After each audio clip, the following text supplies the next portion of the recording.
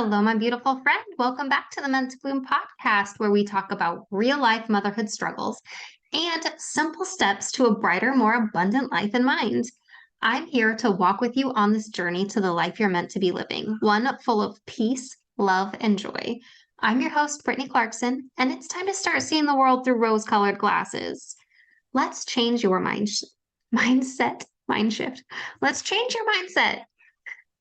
Better health starts with a better mindset, right? Also, I'd like to formally, I don't do anything formally. I'd like to apologize for the audio quality in episode 125, or yeah, 125, the previous episode. I my laptop was plugged into the wall instead of being plugged into my microphone. I just got a brand new, beautiful Blue Yeti microphone that I'm in love with. It really makes the sound quality so much better than the old mic. And I recorded an episode with my computer audio, my computer mic. So, anyways, sorry if you endured that. It was good content though. It had to be published. Either way, better done is better than perfect, right? It's all about progress, not perfection. And I'm here to be an example for that for you. It is October. If you're just joining in, it is Depression, Education, and Awareness Month. So I'm here to aware you of the education of depression. I know that doesn't make sense. That's not the correct syntax for that sentence. It's time for me to go make dinner. It's the end of the day. It's not the best time of day for me to be recording for you, but I really want to tell you because I just got off the phone with my sister talking about this very same topic, and I want to talk about it with you. We're talking about better sleep. Okay, it's really on my heart to share with you the habits that lead to better mental health. Shifting small habits kind of changed my lifestyle. I mean, that's really what it does, right? When you change a few habits here and there, that's really what it takes to shift your lifestyle completely. Um, and I see like healing from depression, like I don't mean just healing out of a depressive episode. That takes a lot of grace and just endurance and mindset work to keep afloat. But with a depressive episode, a lot of times you have to kind of wait it out. It goes away. And you just want to try to do your best while you're still there.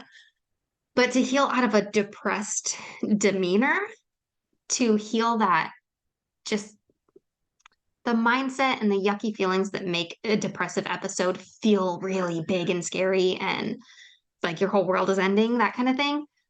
Healing that type of, a blinkage term of depression, healing your melancholy, improving your mental health, improving your mental, immunity is something I've talked about a few times recently is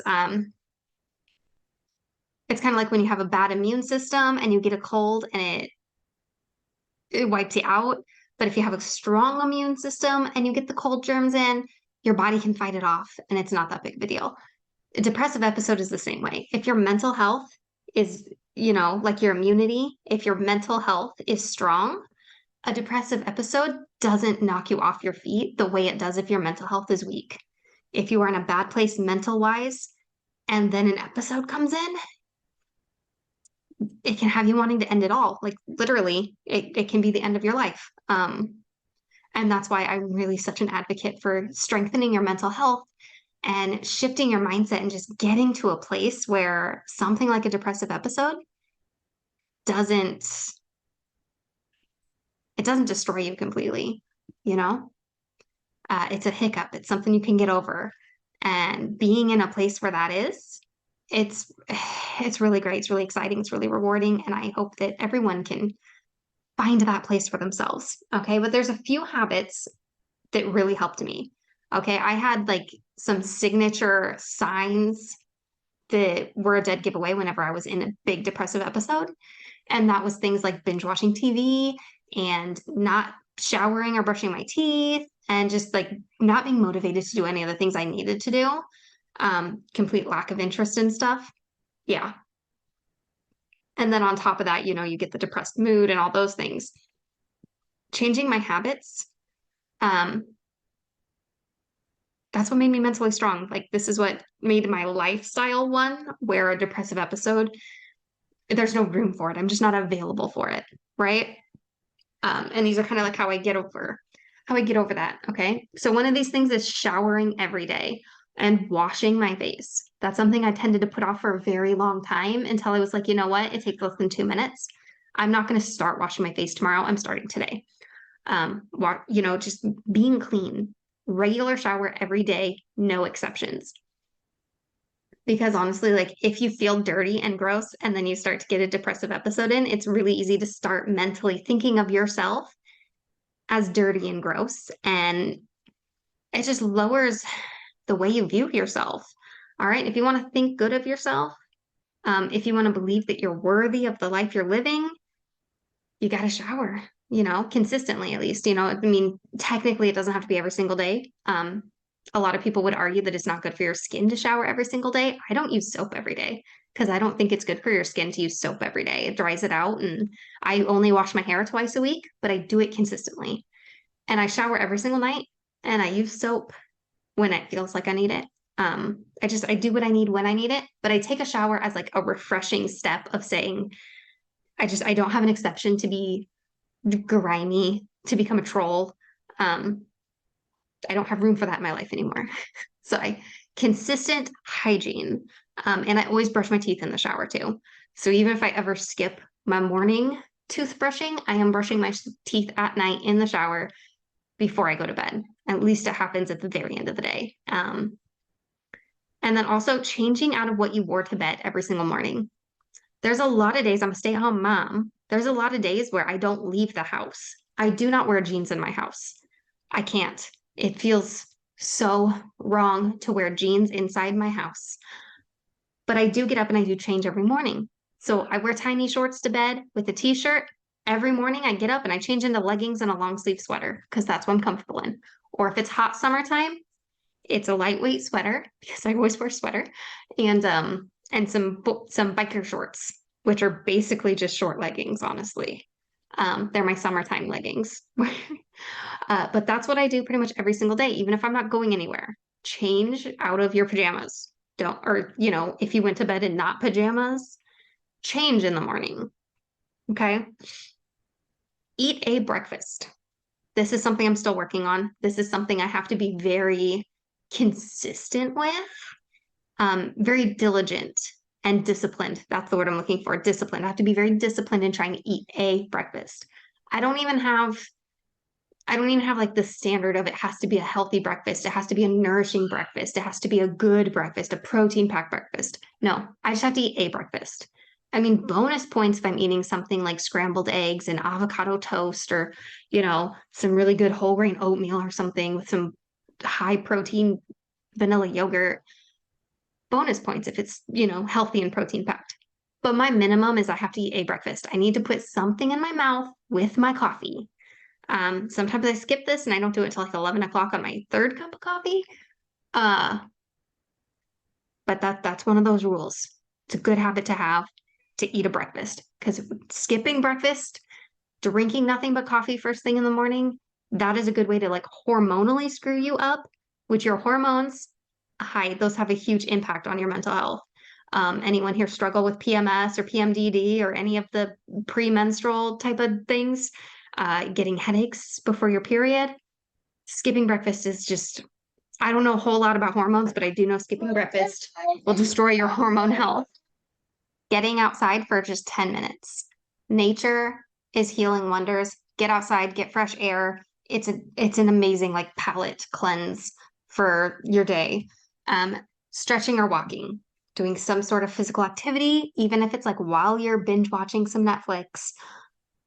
Walk around the room a few times, do some good stretching. It doesn't have good stretching, just a little bit of stretching. Move your body. Movement is healing. Couple this with your outside time. Go for a 10-minute walk outside. One time around the block, one time up and down your driveway, wherever you are, whatever you need. Get a little bit of physical movement in intentionally. Find something to be deeply grateful for. Journal it. Journaling, being deeply grateful every single day, it will change your life. It does take practice to build that as a reflex and a muscle, but oh my goodness, intentionally being grateful every day has changed my life. It has turned me into a different person than who I was because I was very pessimistic. I went on rants all the time. I was constantly venting. I was constantly like beating myself up. I was constantly like tearing apart everything in my life. Um, I was like in a really bad place mentally until I learned how to use the power of gratitude in my life. And I have talked about that before, and I will talk about it again. Gratitude, man, gratitude. It will change your life.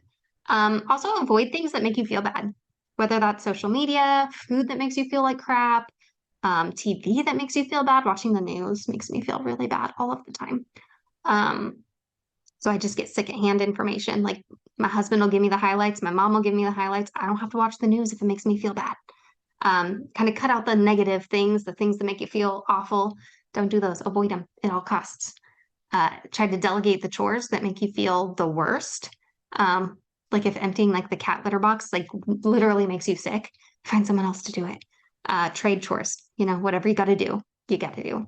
And then lastly is, I mean, not lastly, but lastly on the list I made here, to be consistent with healthy sleeping habits. All right. And that's really, really what I want to talk about here today was healthy sleeping habits because a lot of it isn't actually getting good sleep. A lot of the trick to a good night's sleep, to feeling more well rested, to having more energy is tricking your brain into thinking that you got a good night's sleep. All right. So this started with me and my sister talking about how we grew up always watching TV at bedtime and we can't do that anymore. I was like, you know what? I remember the day I stopped watching TV at bed. It's because I had heard that like someone had done a study or whatever. I had heard that having a TV on when you sleep would keep you from getting a good night's sleep.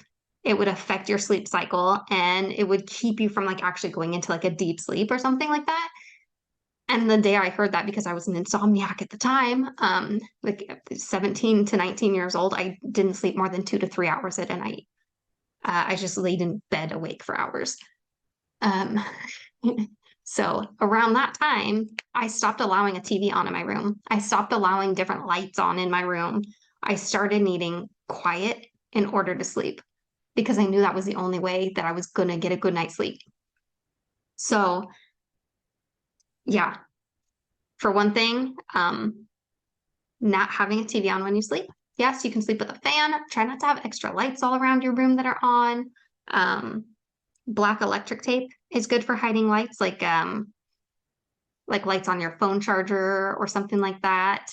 Get the type of clock that has they have clocks that like don't have a light on them. Those are good to have. Uh, the other thing is making your bed. Make your bed every single morning.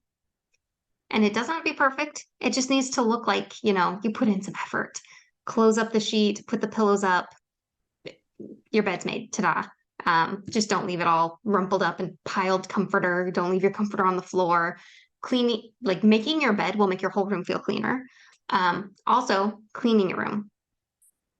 Your bedroom needs to be like number one priority to not hold clutter. Keep everything as clear as possible. Don't use it as a storage space. Prioritize making your bedroom a place you feel good in. Yeah. One time I spent like $50 on Amazon and I just got like a few prints. I got some new pillowcase covers, new bed sheets. You know what? The bed sheets were more than $50. That wasn't part of the $50 I spent. Um, I bought the bed sheets and like the comforter cover, and then I bought $50 worth of like just small pieces of decor. One of the pink salt lamps. But that kind of shifted stuff and changed stuff. And here's one hack, bonus like decorating hack, a simple decorating hack, okay? Because I feel like the bed looks like it's put together when it has a lot of pillows. But if you're not going to use all those pillows when you're sleeping and they're just all in the way, get a big body pillow and get an ornate, like printed cover for it instead of having 5 to 7 decorative pillows. Just have one big body pillow that pulls the focus in. That's what I did. And it's a different color than all the rest of the bed sheets. The bed sheets are all like gray and white pinstriped. And then my cover, the body pillow cover, is like a burnt orange color. And then I have a little throw blanket at the bottom that matches it. So that's a little bonus tip for you for making your bedroom a more peaceful place. Definitely like holding the mentality that your bedroom needs to be a peaceful place. Don't do things in your bed like working, and don't do things that bring you stress in your bed. Okay. Only do fun things in your bed, things that feel good. So if you're doing a type of work that is fun and feels good, you can do that from bed. But don't file your taxes in bed. Don't do that. Don't stress yourself out. Keep yourself calm. Try to avoid being on your phone in bed. I fail at this one. I am legit addicted to my phone. It is a problem. We'll have some fun conversations when I finally overcome that and I share that whole journey. But for now, I will be open and admit I am addicted to my telephone. So we'll work through that. That's not helping my mental health. But trying to avoid your phone before bed is usually a good thing to do. Keeping it, charging it away from your bed is usually helpful. And here is like the number one thing I think that will help you have a good night's sleep. I mean, obviously there is getting to bed earlier, trying to get to bed at a consistent time because your body knows when it's time to go to bed. Try to go to bed then. Don't fight that urge to stay up. I know sometimes it feels like that's the only alone time we can get. But is it worth it? If you're going to show up exhausted the next day, is it worth it to get that alone time now? It's not to me. I'd rather go to bed than stay up and do all the things I didn't do all day long. But also, my kids play independently, so I get alone time in the middle of the day for brief periods. Anyways, but the number one thing I think that will affect your sleep and give you better sleep is literally tricking your mind because your words are powerful, right? And when I heard this, I stuck to it, and it has changed my sleep. It has changed my energy levels. Okay, so for one thing, always, always say you had a good night's sleep. Never admit to having a bad night's sleep. My husband always has this habit of asking, "How did you sleep?" like every single morning. And anytime I say, not so good, it's all downhill from there. Because I've just convinced myself I did not get good night's sleep. I did not get enough sleep. Therefore, I cannot show up at full capacity today because I didn't get enough sleep. But if I lie, if I say I got a great night's sleep, I definitely got enough sleep. I definitely slept. I slept fine. I slept okay. I slept good. Then immediately my brain is like, oh, yep, we did get enough sleep. Your brain's going to prove you right. Your brain has this amazing ability and this amazing obsession with proving you right, which is why there's always like an opinion bias when we're researching things and doing studies, a researcher's bias. It's the same thing here. All right. The bias is you already know what you want to believe. So you're going to find all the evidence you can to support what you believe. It's the same thing in your mind. If you tell your mind, I had a good night's sleep, it's going to do everything it can to prove that right. It's going to think of, yeah, you got this many hours. Yeah, you slept right. Like you didn't sleep funny on your arm this time. Things like that. Like your joints don't ache today. You must have slept okay. You're not falling asleep. You must have slept okay. It's going to prove you right. Your brain does that with everything. That's why we talk about affirmations and speaking positively and power statements and not letting yourself speak negatively. I just did an episode about that recently, not allowing yourself to trash talk yourself. Because if you're telling yourself like, oh, I didn't sleep well, or oh, I'm not good at this, I'm not enough, I'm a terrible mom, your brain is going to find reasons to believe it. It's going to find evidence to support that. Because your brain wants to prove you right. So start saying things you want proven right. All right. Speak your truth into your life. All right. That was it for you, my friend. I hope you have a wonderful, fantastic night of sleep. And if you didn't, don't admit it. All right. I love you. Till next time.